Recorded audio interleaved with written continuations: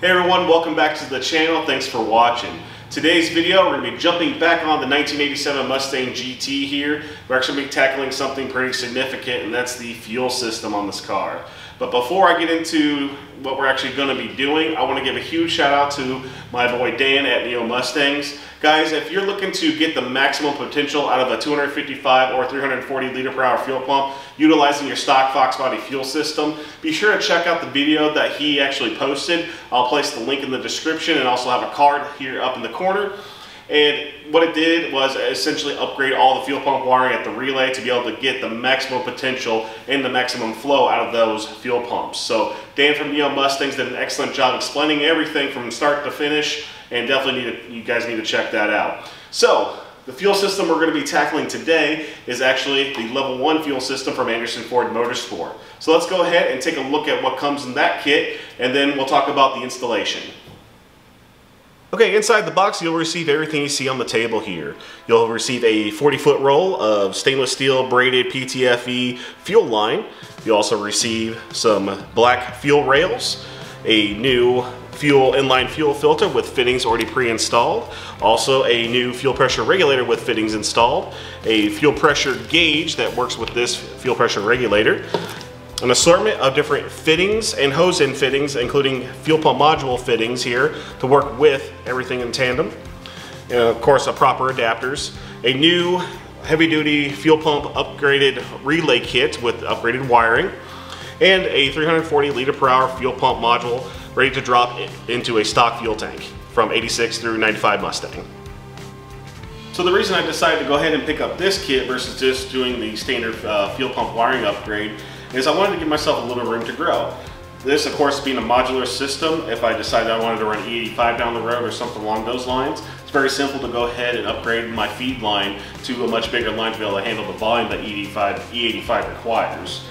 Okay, with all that being said, I'm going to do my best to film as much as possible in regards to all the different components and installation on this kit. You'll see the car kind of in two different locations. First of all, when we get the car in the shop, we're going to go ahead and get it lifted and remove all the factory components that are no longer needed. And the car will be back in here when I can start installing some of the components on top of the vehicle. And I'll try to film as much detail as possible for you guys. So with all that being said, let's go ahead and get the car in the shop, up on a lift, and let's get started with the installation. During the deconstruction phase, you may take things apart in a different order, however the end result will be the same. You need to drop the fuel tank, remove the fuel filter and bracket, factory fuel lines and fuel rails.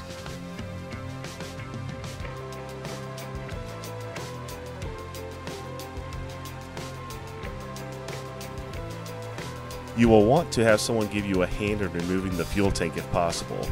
It is kind of awkward if you try to do it by yourself. Remember to disconnect the factory wiring harness located at the rear of the car.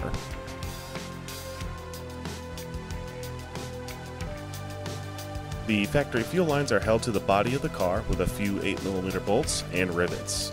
You can remove the rivets by drilling the heads of them out. Since you are not reusing the fuel lines, you can remove them in sections by cutting them, which is what I did. Simply put, whatever is easiest for you.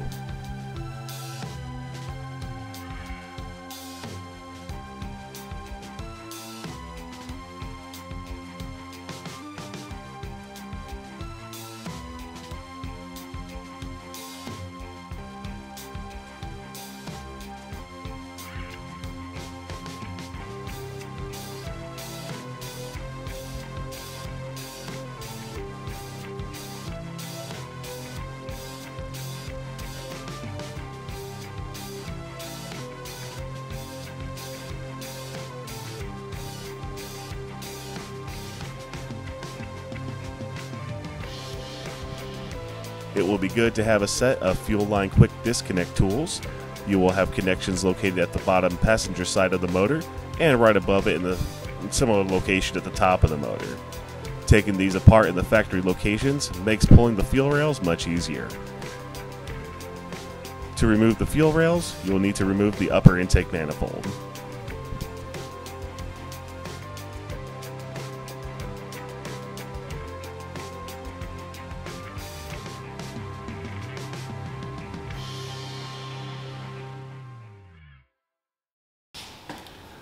Okay, now that we got all the old stuff out of the car, now it's time for the fun stuff, getting this new stuff installed. So I got my fuel rails laid out on the table here. There's a few things we're gonna do while it's outside of the vehicle.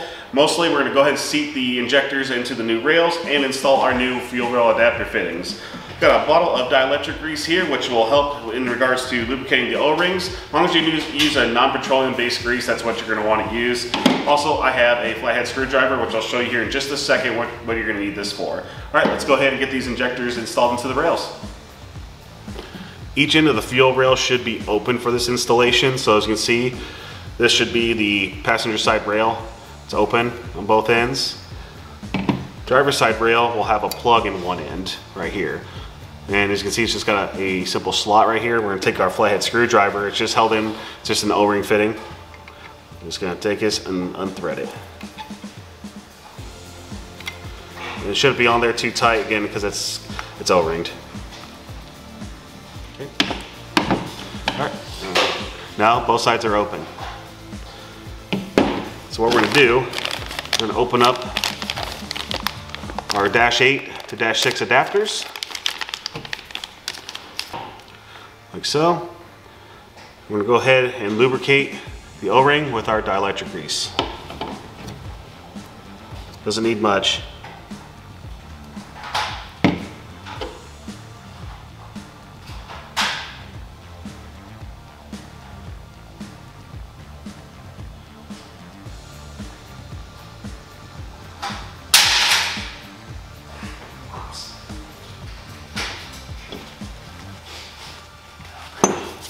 Okay. And then it comes with 4 adapter fittings. It's gonna go on each end of the rail.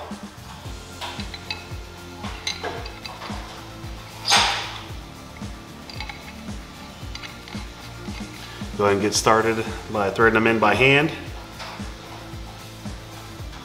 We'll go ahead and repeat this, and then you'll go ahead and tighten down with either an AN wrench, or if you use a regular adjustable wrench, just maybe put a piece of tape over it so that way you can protect your finish on these fittings. So I'll go ahead and repeat this for all the other 3 sides. All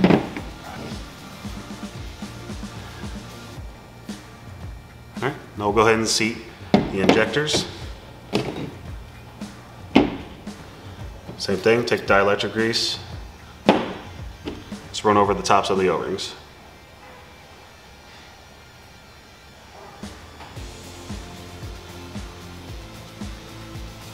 Just enough so they seat.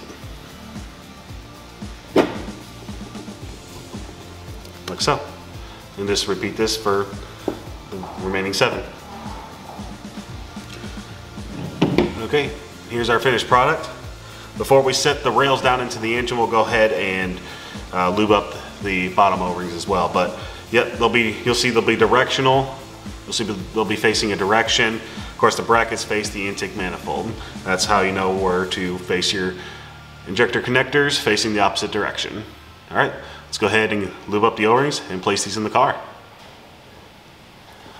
Okay, got the passenger side rail installed.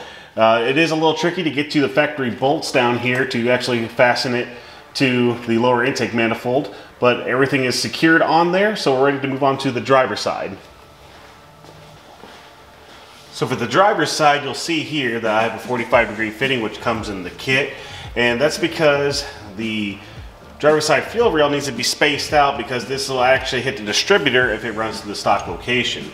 So it does come with a couple spacers, but depending on what model distributor you have or type of intake manifold you have, you may need to put additional washers in there to get the proper spacing. As you can see, once you have the proper spacing, your 45-degree will actually be able to move in here no problem, and we can run our front loop line. And on the other side, it clears no problem. Went ahead and tested it with another fitting, so you'd be good to go. Here you can see I just threw the intake manifold back on just to show the clearance you get with these fuel rails. I know the rails are black, so it's kind of hard to see, but if you look down, you can see the real estate in there. You'll see a little light through there. So yeah, there's about a finger and a half's worth of space between the manifold and the fuel rail. And these fuel rails will work with several different intake manifolds on the market. Also take note here, once again, get a little close up, you see that the fuel fitting here, the -8 to -6 adapter fitting, actually does hit the distributor. So there's a couple of different ways you can get around this. One, You can use the included spacers and a few washers to space out the rail away from the distributor, or after you get it installed, again, it's just hitting one of the flats of this fitting here, depending on what kind of intake manifold you're running, what kind of space you need. You can grind down this fitting on one of the flats, and it won't hurt function or anything along those lines here, but it'll give you the necessary clearance you may need. So as you can see, mine's on, it's sturdy, it's on there, and I already test fitted the fitting to come off here. It does come close, but it does fit. So just keep that in mind when putting aftermarket fuel rails on. Okay, moving right along here, we're gonna go ahead and now find a spot to place our fuel pressure regulator. So you can see here, the regulator here has two fittings already pre-installed. We're actually gonna take these off and lubricate the O-rings, and then we'll go ahead and install our fuel pressure gauge, and we're gonna go ahead and seal the gauge and the plug that it comes with on the other side with some PTFE sealant. So let's go ahead and pick a spot for our regulator. Placement of your regulator is going to be subjective to the user. Everyone's setup is going to be a little different here. So for mine in particular, I'm looking for space, and I want to keep this thing away from pretty much any of the major hot points in my engine bay.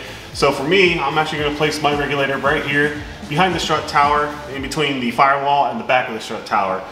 So I'm going to find a spot here. Looks like this is going to be a good spot. I'm going to make sure it clears the hood hinge, of course.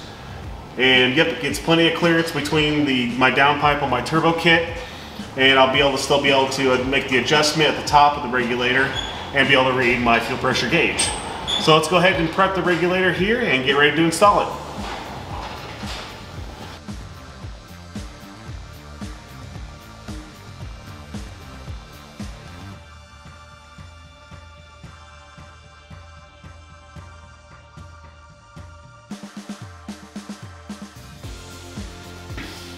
Okay, we got the new fuel pressure regulator mounted in a good location here.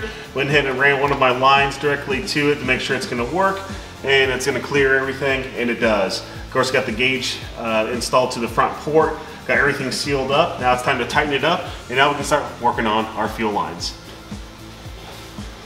Okay, the first line that I created here is actually for the connection between the two fuel rails. This is the front loop line here, and based on the diagram that you'll see in just a moment, you'll see how we kind of routed all the lines here to make it work.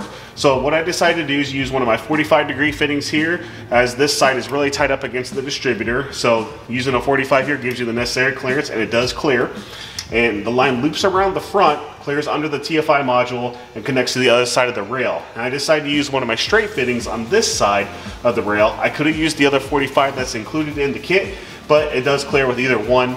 The straight fitting worked just fine. So now we're going to go ahead and create the line that goes from the back of the fuel rail on the driver's side over to the fuel pressure regulator. Next one here is going to be a little difficult to see, but that's pretty much by design. As in, I wanted to make sure that this fuel line going back behind the intake manifold is away from any of the hot components, especially compared to the stock ones, which are right up against the turbo. So I wanted to make sure that both the feed and return lines actually went away from all the hot components and actually are kind of hidden away a little bit, and it turns out that that worked out really well. We've got a 90-degree hose-in fitting coming off the back of the driver's side fuel rail, snaking around under the factory wiring harness, under the heater core hoses, and all the way back to the fuel pressure regulator, using another 90-degree hose-in fitting. So that turned out really well. Super stoked with how that turned out, and now we can move on to more fuel lines to make. This will be the end to part 1 of the fuel system install. In part 2, we will install the upgraded fuel pump wiring, new fuel pump module, new fuel filter, and run the remaining new fuel lines. Please like, share, and subscribe, and thank you so much for watching.